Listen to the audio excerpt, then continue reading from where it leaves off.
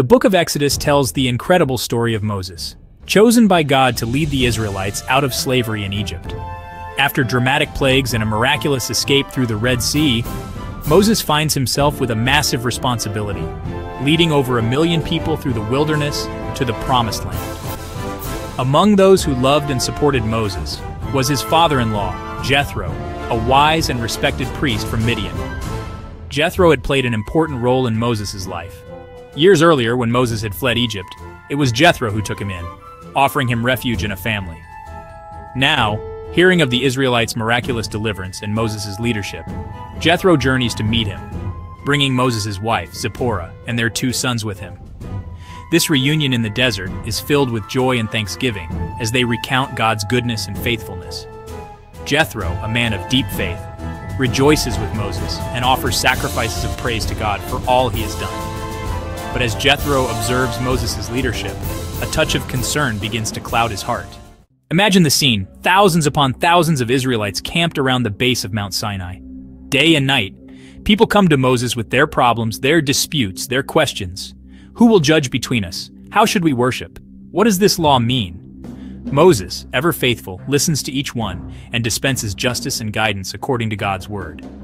As the days turn into weeks, the weight of leadership begins to wear on Moses. He has no time for himself, no time for his family, no time to simply be still before God. The burden of an entire nation rests squarely on his shoulders. He tries to be strong, to be everything to everyone, but even Moses, the man God speaks to face, is human. Jethro, watching all of this unfold, sees the toll it's taking on his son-in-law. Moses is exhausted, the people are growing restless, and the efficiency of their community is suffering. Jethro recognizes a problem that Moses, in the thick of it all, has failed to see. The problem of a leader carrying a load that's simply too heavy for one person to bear. Jethro approaches Moses with a mixture of love and concern. He doesn't criticize or belittle.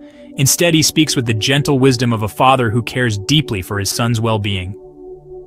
"What you are doing is not good," Jethro tells Moses in Exodus 18, verse 17. He explains that this pace is unsustainable both for Moses and the people. "You and these people who come to you will only wear yourselves out," he warns. "The work is too heavy for you. You cannot handle it alone." Exodus 18:18. Jethro's words are a wake-up call for Moses. He's so focused on serving God and his people that he hasn't stopped to consider the long-term consequences of his approach. Jethro's intervention is a powerful reminder that even the most dedicated leaders need guidance, support, and a fresh perspective. Jethro doesn't stop at simply pointing out the problem. He also offers a solution. He draws from his own experience and wisdom to present Moses with a practical plan for sharing the burden of leadership. Teach the people the decrees and laws of God, and show them the way to live and the duties they are to perform, Jethro advises. But select capable men from all the people, men who fear God, trustworthy men who hate dishonest gain, and appoint them as officials over thousands, hundreds, 50s, and 10s. Exodus 18:21-22. Jethro's advice is revolutionary. He's not simply suggesting that Moses find a few helpers. He's proposing a complete restructuring of their leadership model. This system of delegation, with its tiered levels of authority, is designed to empower others, create order, and ensure that justice is administered fairly and efficiently. Jethro's plan is brilliant in its simplicity. By establishing a hierarchy of leadership, with capable and trustworthy individuals at each level, the burden on Moses is significantly reduced. He envisions a system where leaders of 10s handle minor disputes and day-to-day matters within their small groups. Leaders of 50s oversee the leaders of 10s and address issues that require a broader perspective.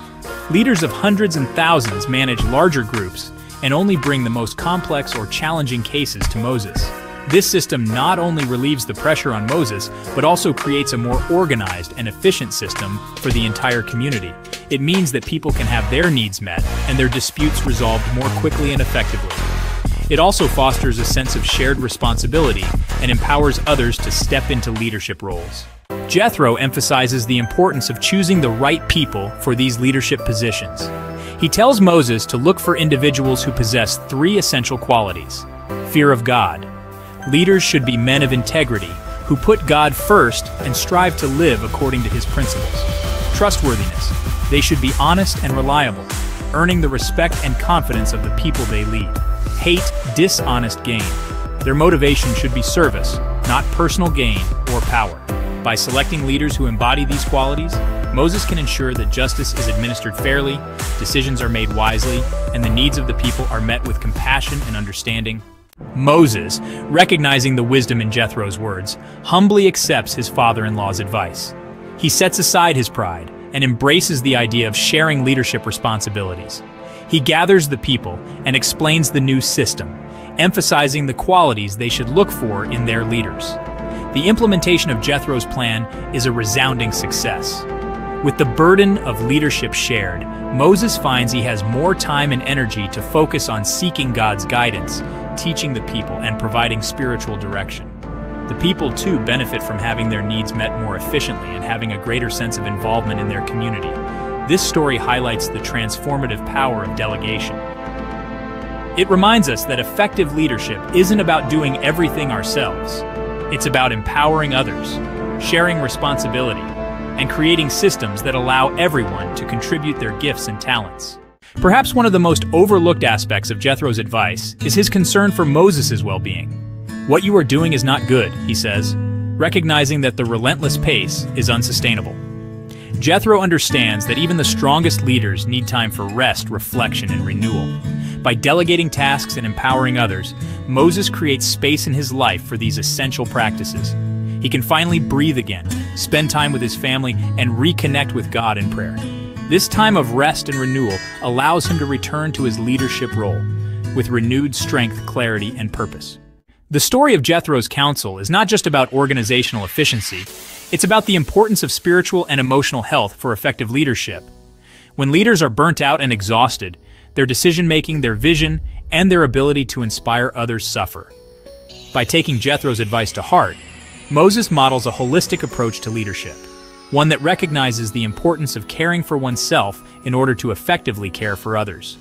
This principle holds true for leaders in every sphere of life. When we prioritize our own well-being, physically, emotionally, and spiritually, we are better equipped to lead with wisdom, compassion, and resilience.